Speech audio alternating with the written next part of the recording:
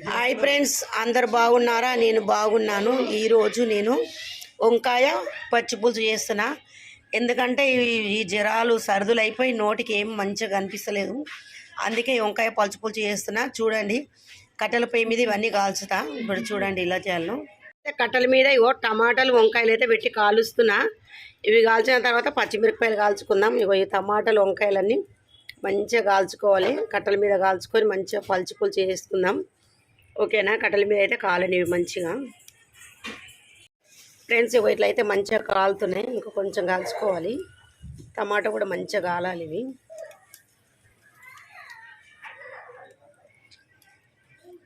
Friends ఇవైతే అన్నీ కాలిపోయినాయి. నేను తీసి పక్కన పెట్టేస్తున్నా. ఇవి పక్కన పెట్టి మనం పచ్చిమిరపకాయలు కాల్చుకుందాం. ఇప్పుడు టమాటాలు వంకాయలు అయితే మంచిగా కాలిపోయినాయి.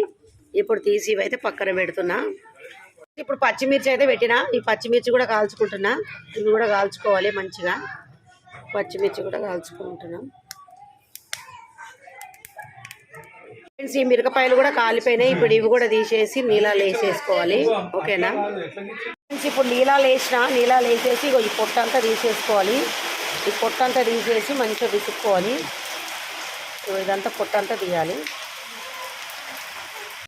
ఫ్రెండ్స్ ఇప్పుడు వంకాయలు అయితే మొత్తం నేను అదేంటంటే నల్లది అంతా పొట్టు తీసుకొని ఇప్పుడు ఇలా పుచ్చులు ఉన్నాయా లేదా అని అంతా చూసుకోవాలి.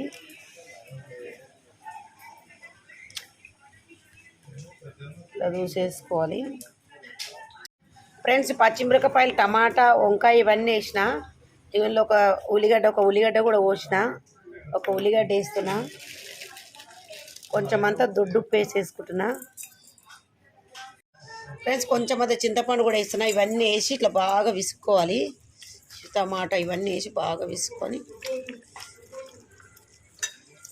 ఇది వంకాయ పచ్చిపులుసు అనమాట.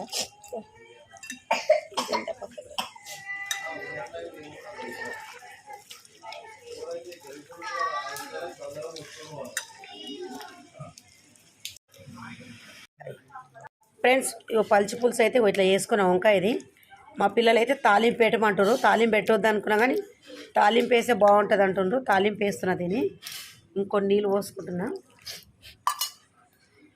సర్దులు బాగా అయిపోయినాయి. ఈ సర్దులు జ్వరాలు. ఓకేనా? తాలింపు పెట్టుకుందాం. ఇప్పుడు ఇందులో కొంచెం కొత్తిమీర వేసుకున్నా. ఇప్పుడు నేను ఏదైతే పోపు పెట్టినో ఇది పోపు కూడా వేసేసుకున్నాను. పోపు వేసి ఏంటంటే చాలా బాగుంటుందని మా పిల్లలు అంటే నేను పోపు వేస్తున్నాను. లేకుంటే పచ్చిదే చేస్తుంటే. ఇప్పుడు ఇది కలుపుకొని ఆమ్లెట్ వేసుకొని ఇప్పుడు అన్నంలో పెట్టి చూపిస్తా. ఫ్రెండ్స్ వంకాయ పచ్చి పులుసు బాగుంటుంది. ఇప్పుడైతే నేను అన్నం లేసి కూడా చూపిస్తున్నా. ఇవి అన్నం లేసి ఒక ఆమ్లెట్ కూడా వేసిన. సూపర్ ఉంటుంది. ఆమ్లెట్ వేసిన అన్నం చాలా బాగుంది. చూడండి ఎంత మంచిగా ఉంది.